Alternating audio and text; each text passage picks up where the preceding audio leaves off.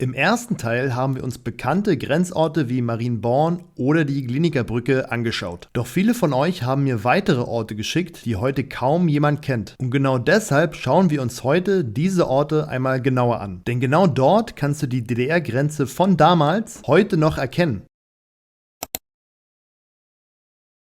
Wenn du wirklich verstehen willst, wie die DDR-Grenze aufgebaut war, dann musst du nach Hötensleben. Hier ist ein Abschnitt von etwa 350 Metern original erhalten. Ein kompletter Ausschnitt der Grenzanlage von 1989. Die Grenze war natürlich nicht nur dieser eine Zaun. Östlich der Grenze vorgelagert befand sich auf dem Gebiet der DDR ein etwa 2 Kilometer breites Sperrgebiet. In den 1970er Jahren waren das sogar 5 Kilometer. In diesem Sperrgebiet konnten sich die Bevölkerung nur eingeengt bewegen und es fanden verstärkt Kontrollen statt. Direkt davor lag der sogenannte Schutzstreifen, ohne Häuser, ohne Betriebe und nur Kontrolle. Und dann beginnt die eigentliche Grenzanlage. Eine 3 Meter hohe Mauer, ein Kontrollstreifen, um Fußspuren zu erkennen, ein Signalzaun mit Alarmdrähten. Dazu kamen Lichttrassen, Kolonnenwege für Fahrzeuge und sogar Hundelaufanlagen. Alles hatte ein Ziel: Flucht verhindern. Im nördlichen Teil des Gebiets des heutigen Grenzdenkmals steht auf einem Hügel ein bis 1983 als Führungsstelle genutzter Turm. Hier hielt sich der Führungsoffizier auf.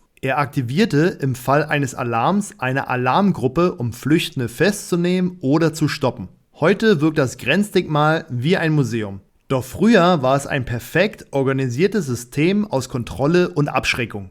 Mit der Öffnung der Grenze der DDR am 9. November 1989 verlor die Grenzanlage ihre Bedeutung. Das kleine Teilstück bei Hötensleben wurde am 12. Januar 1990 und damit noch während des Bestehens der DDR unter Denkmalschutz gestellt und gehört zur Gedenkstätte Deutsche Teilung Marienborn, die sich 18 Kilometer weiter nördlich bei Marienborn befindet. Noch interessanter wird es in Böckwitz und Zichery. Zwei Dörfer Tür an Tür. Zichery liegt in Niedersachsen und Böckwitz in Sachsen-Anhalt. Und doch lagen sie jahrzehntelang in zwei völlig verschiedenen Welten. Denn die Grenze verlief mitten durchs Dorf. Familien wurden getrennt und Freunde konnten sich nicht mehr besuchen. Im Osten war eine Sperrzone und die Besucher brauchten Passierscheine. Denn selbst Bewohner mussten sich ständig ausweisen. Im Westen dagegen standen Besucher und schauten sich das geteilte Dorf an, wie ein Symbol des Kalten Krieges. Ende der 60er Jahre kam es sogar zu Propagandamaßnahmen. Auf dem Gebiet der DDR wurden Lautsprecher aufgestellt und Flugblätter über die Grenze geworfen. Doch auch hier forderte die Grenze ihre Opfer. 1961 wurde hier der Journalist Kurt Lichtenstein erschossen. Im Herbst 1989, während in Berlin die Mauer fällt, bleibt hier zunächst alles still. Aber bereits 7 Tage nach dem Fall der Berliner Mauer begann der Abbau der Mauer zwischen den beiden Dörfern. Am 18. November 1989 konnte die Straße von Zichery nach Böckwitz erstmals wieder befahren werden. Heute ist von der Grenzanlage kaum noch etwas erhalten. Es steht noch ein Wachturm und ein Stück Grenzanlage wurde wieder aufgebaut. Seit den 90er Jahren gibt es ein Museum und einen Museumsverein. Bei vielen älteren Leuten sind die Wunden der deutschen Teilung bis heute spürbar. Viele Mitglieder des Vereins haben immer noch Bezug zur Grenze.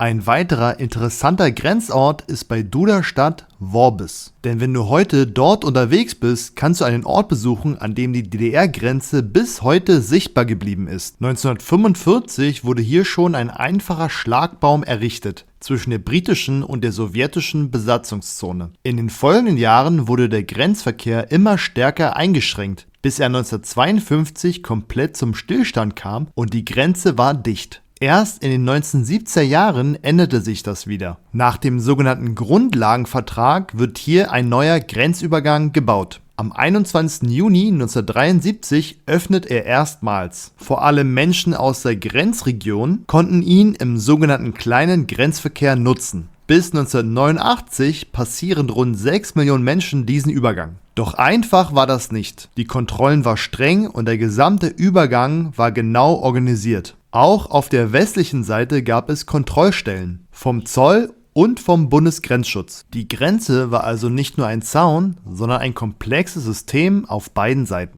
Heute kannst du dort ein Museum besuchen. Das Grenzlandmuseum Eisfeld zeigt dir, wie das Leben mit der Grenze wirklich war. Auf über 1000 Quadratmetern geht es nicht nur um die Anlagen, sondern auch um das Leben der Menschen. Gezeigt wird das Sperrgebiet, Fluchtversuche, Überwachung und schließlich die Öffnung der Grenze 1989. Und wenn du noch weitergehen willst, führt dich ein Rundweg direkt entlang an der ehemaligen Grenze. Mit echten Relikten, Beobachtungstürme, Sperranlagen und Bunker. Und genau das macht diesen Ort so besonders. Du läufst heute durch ein Museum und stehst gleichzeitig mitten auf der ehemaligen Grenze.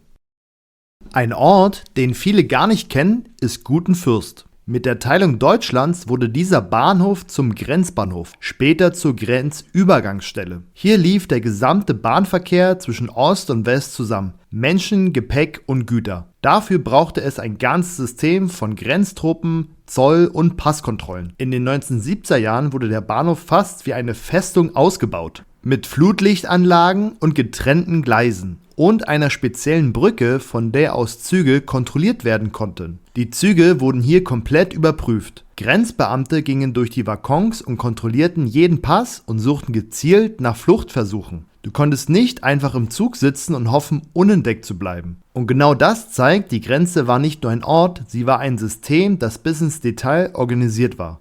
Nach dem 9. November 1989 brach dieses System zusammen. Heute halten hier nur noch wenige Regionalzüge. Doch früher war dieser Ort Teil einer der strengsten Grenzkontrollen Europas.